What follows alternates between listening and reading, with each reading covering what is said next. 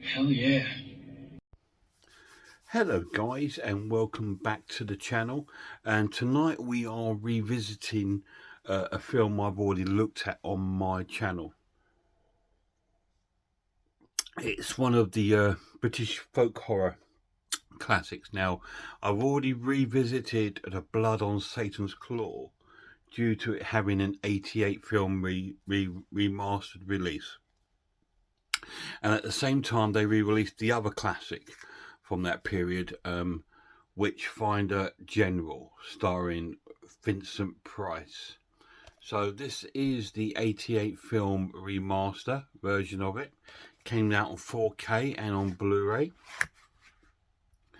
Again, just like Blood on Satan's Claw, comes with extremely high quality slipcase. It comes with a great reversible cover, which I've actually changed that up for because I like that. And it also comes with a wonderful sort of mini booklet containing sort of essays and sort of things about the movie. I've not been so long ago since I reviewed this movie, so it's quite strange re-reviewing it again. Probably just about 4 months after I reviewed it, but because this has got a release, I thought we would delve into it once again, and once again we'll delve into Vincent Price playing, I believe his name, Matthew Hopkins, who is based on, this is based on a true story. Out of the three of the folk horror trilogies, this one was actually based on the true story, and it tells of deceit, it tells of dishonor, it tells of lies, it tells of revenge, and it tells of forbidden fruits, as this film delves into one man's persecution for his own sort of need and greed, and calling himself a witchfinder. This is based in England in the time of Cromwell and King Charles at that time. Not the King Charles now, but back in Oliver Cromwell days. And there was a lot of strong beliefs in England of witchcraft, because paganism was a very sort of like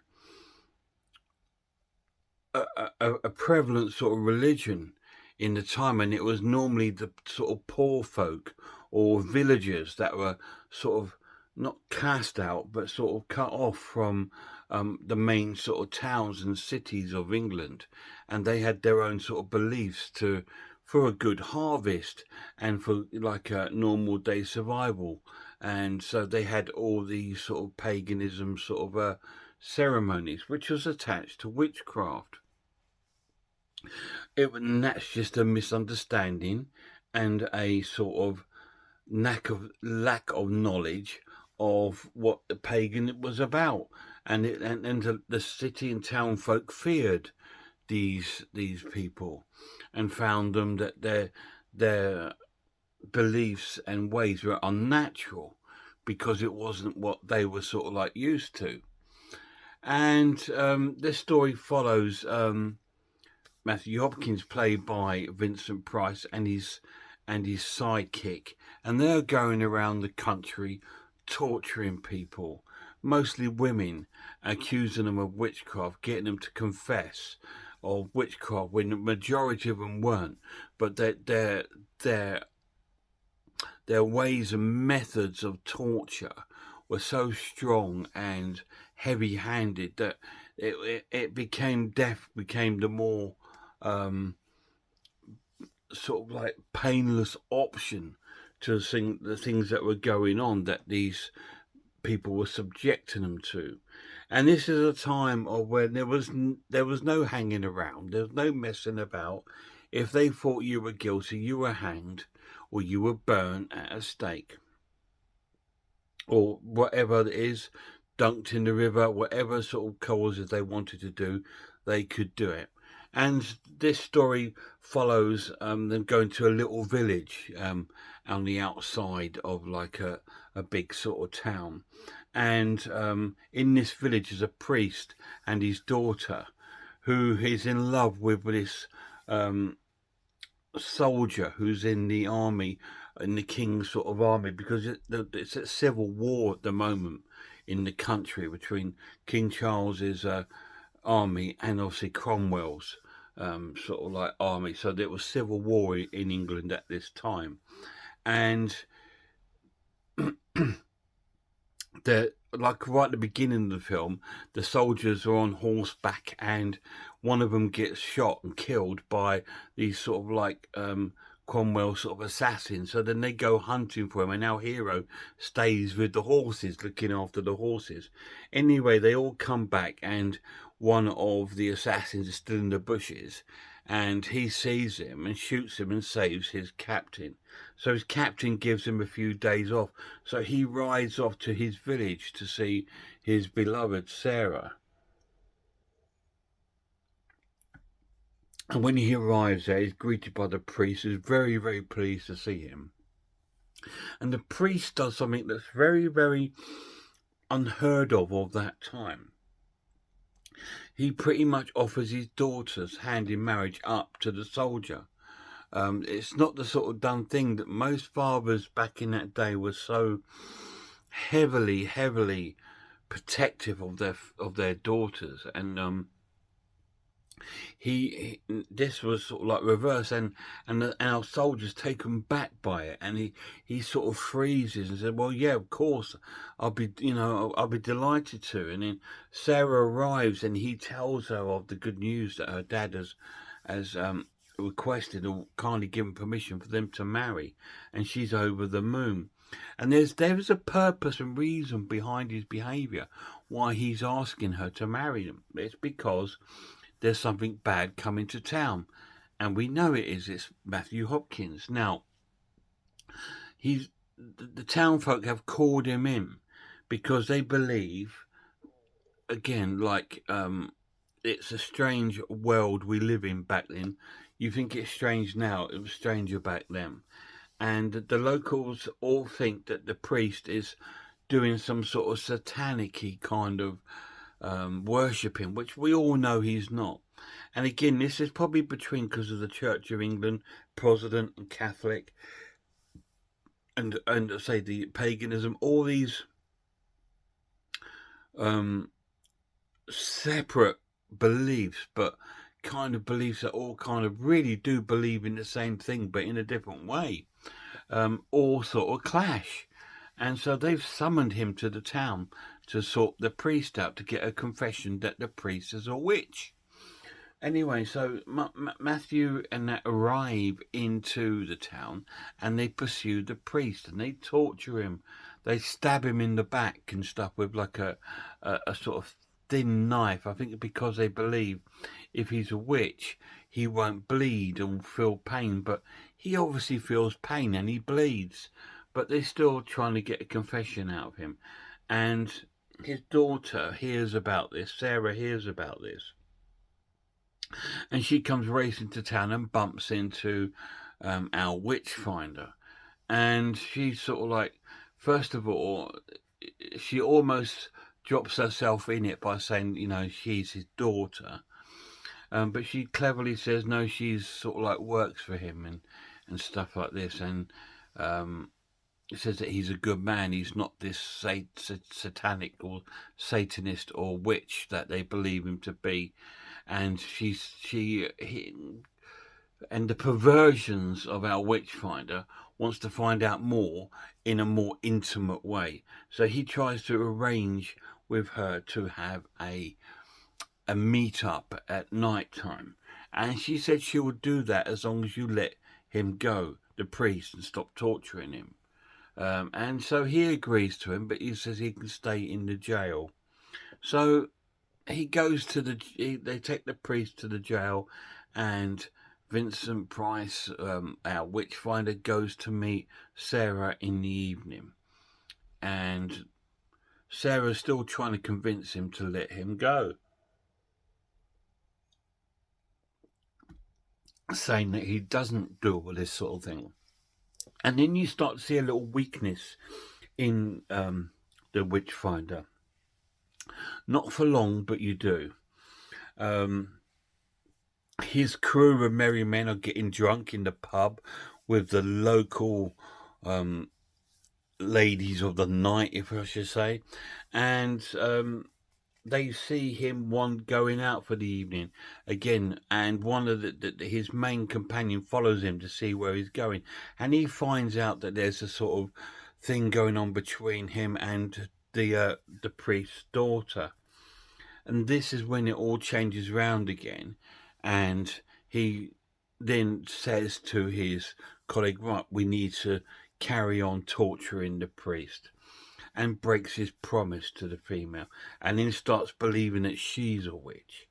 And then our soldier hears about it, and he comes racing to town, and he comes to pursue our Witchfinder. So our Witchfinder then presumes he's a witch, and so he gets questioned and tortured.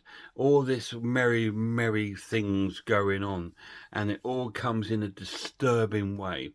The tortures are quite disturbing. We see people being stabbed, being stretched, being burnt at the stake, being sort of like hung, and all these sort of like deprived and depraved ways of treating another human being, on which back then it was an everyday thing. In fact, back then it was your entertainment.